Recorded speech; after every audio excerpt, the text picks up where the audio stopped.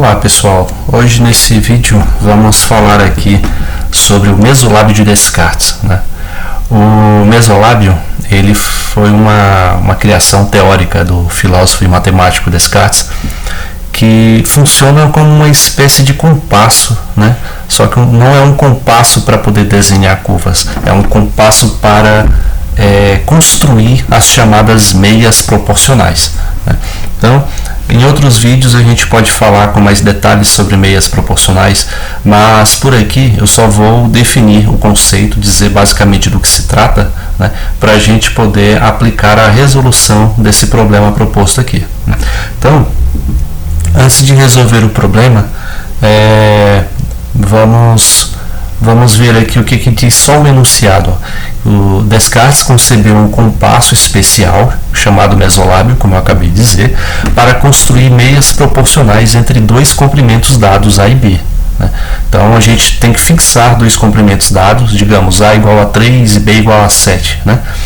E com esse instrumento aqui criado pelo Descartes, a gente pode construir meias proporcionais, ou seja, uma outra razão entre os números 3 e 7, da seguinte forma. Se a gente achar comprimentos x e y, tal que essa proporção aqui seja estabelecida, né? Então, o que essa proporção está nos dizendo? Vou até sublinhar aqui. Isso aqui é basicamente a definição de meias proporcionais, né? E quer dizer o seguinte: são números a, x, y e b, tais que, quando eu divido a pelo x, isso tem que ser igual a x dividido por y, que por sua vez deve ser igual a y dividido por b, né? Lembrando que a e b iniciais são pré-fixados, né? São comprimentos que a gente tem que dar de início. E o que isso representa? O que representa os números x e y? São valores cuja razão, né, estão entre a e b, né, de acordo com essa construção. Por isso que é chamado de meias proporcionais. É uma proporção intermediária entre a e b, né, entre as proporções que a e b estabelecem com grandezas x e y escolhidas. Então, vamos ver como funciona o mesolábio proposto por Descartes. Nesse instrumento, o Descartes ele deixa claro o seguinte, que a reta YZ ela é fixa. A gente constrói uma reta aqui de comprimento qualquer, deixada fixa, né? E sobre o ponto Y, a gente constrói uma segunda reta YX, só que com a seguinte característica: essa reta aqui, estou até colocando de vermelho, ela pode se movimentar em torno do ponto Y, da forma como eu estou fazendo aqui, ok? Então é por isso que esse instrumento lembra um compasso, né? Lembra que o compasso a gente fixa um ponto aqui no início e a gente faz uma abertura para poder em seguida determinar uma circunferência, né? Então eu vou deixar aqui pré-fixado em vermelho, deixando bem claro que esse segmento de reta YX ele é móvel em torno do ponto Y, ok? Então, feito isso, a gente define as grandezas, tem que definir agora as grandezas A e B, né, que a gente quer trabalhar. Então, a gente vai definir essa grandeza YB, esse segmento de reta YB, como sendo o valor do meu A, ok? Então, aqui, esse segmento aqui vai medir A. Vou escrever com um ponto mais fraco.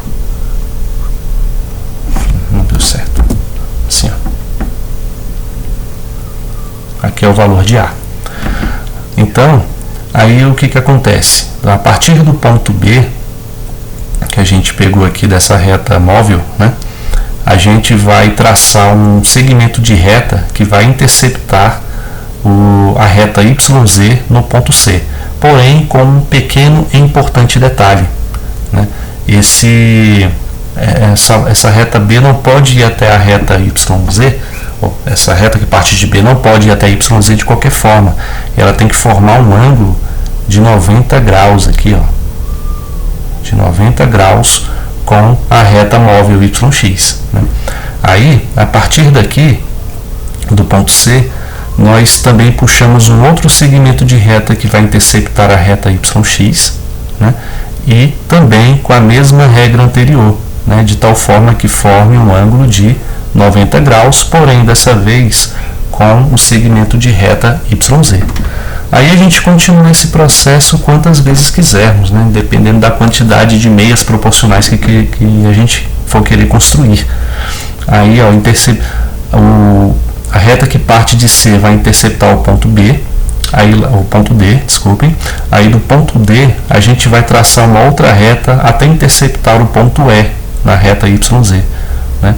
Também formando um ângulo de 90 graus com a reta YX. Aí de E vou até o ponto F, formando um ângulo de 90 graus, né? Do ponto F vou até G, também formando um ângulo de 90 graus. E assim, como eu disse, a gente pode seguir indefinidamente esse processo. Então, vamos ver como que Descartes propõe, a partir dessa construção, que a gente pode construir aí as meias proporcionais, né? Então, aqui ele explica a construção, como eu acabei de mencionar. Aqui, ó, ele faça YX girar até que DE seja igual a B. Aqui tem uma pequena correção que eu gostaria de fazer, né? Aqui não seria DE, não é o correto afirmar até o ponto DE ser igual a B. O certo seria fazer esse giro aqui da reta YX até que YE seja igual a D. Okay? Então vamos incluir essa correção bem aqui, ó. Não, aqui não dá para apagar. Aqui é o certo, seria YE igual a B, ok? E essa aqui a gente desconsidera, tá? Então vamos construir aí o segmento. Vamos girar, né, a reta YX em torno de Y até que esse segmento YE aqui ele assuma o valor B que a gente quer, né? Como eu disse lá de início, é livre, né, essa escolha entre A e B. Você pode escolher qualquer inteiro aí, digamos A igual a 3 e B igual a 7, ou o contrário. Não, o contrário não, porque o A tem que ser maior, né, de acordo com essa construção aqui, tá? Mas enfim, aí a gente tem que demonstrar que YC, né, esse comprimento YC aqui e o YD são duas meias proporcionais entre A e B, né? Então vamos especificar quem são esses comprimentos. Ó, YD é esse comprimento aqui, ó, né?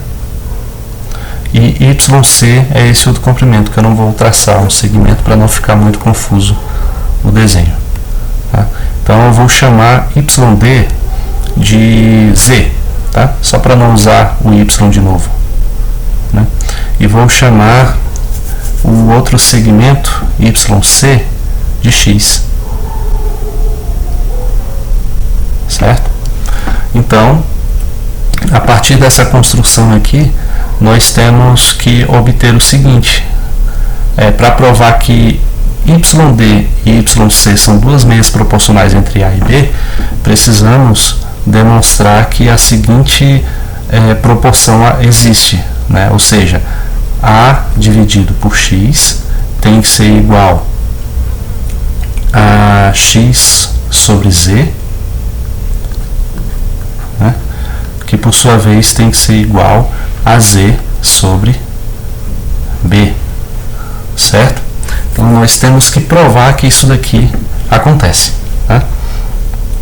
Então assim, eu fiz aqui no desenho novamente, só para eu ilustrar aqui aquelas propriedades, né? Mas vou acabar retirando, tá?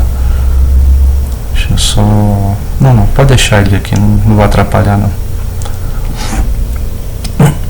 Então, aqui eu desenhei só para a gente comparar o que vamos fazer, né? A gente pode demonstrar essas relações aqui que eu coloquei acima através de relações de triângulo, né?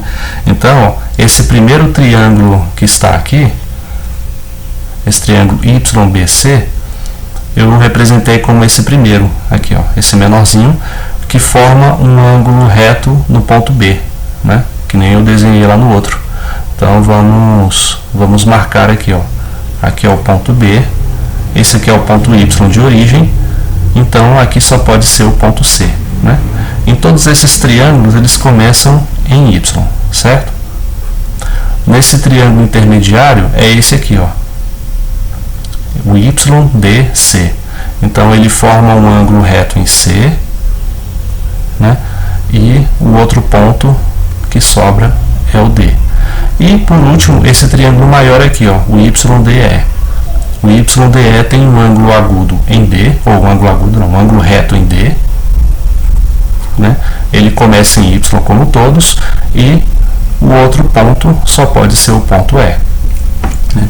Agora, dando os devidos nomes, né, aos segmentos, eu defini lá de início que YB vale A, né?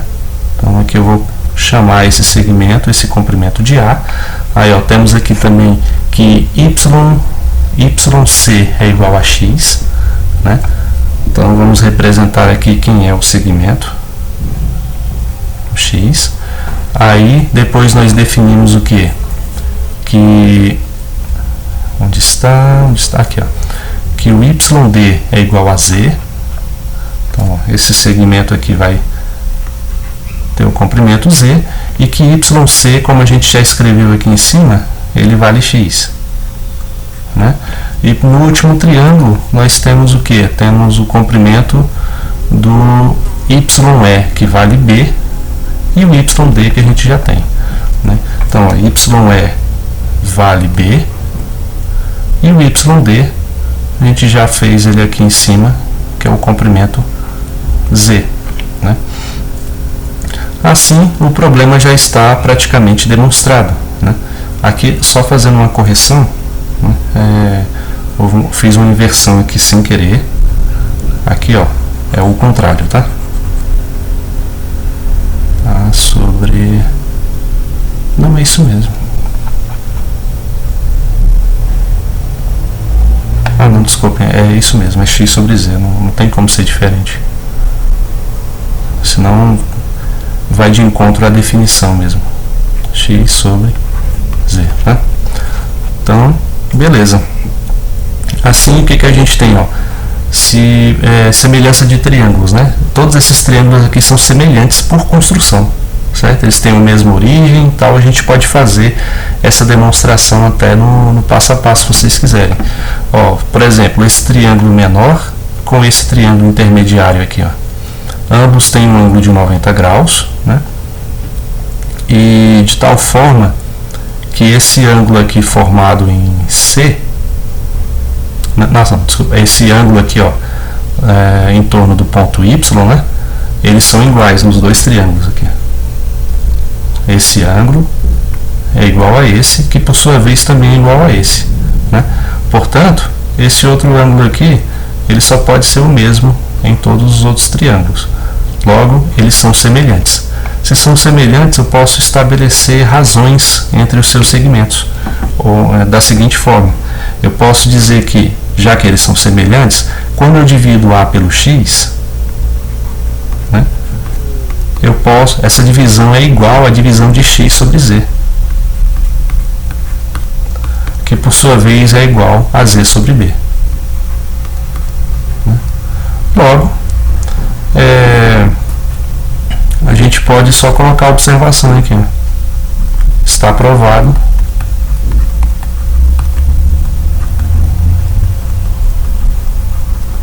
por semelhança de triângulos.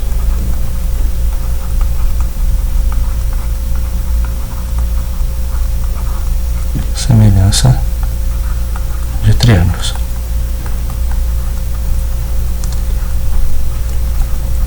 Então, eu resolvi fazer esse exercício só para apontar aqui com essa falha na informação do enunciado, que torna difícil mesmo demonstrar, né? Já que o enunciado está errado. E fazendo essa correção, chegamos aqui no resultado, que é apenas isso, ok? Então, com isso encerramos a questão, né? Espero que vocês tenham conseguido entender aí direitinho e até o próximo vídeo.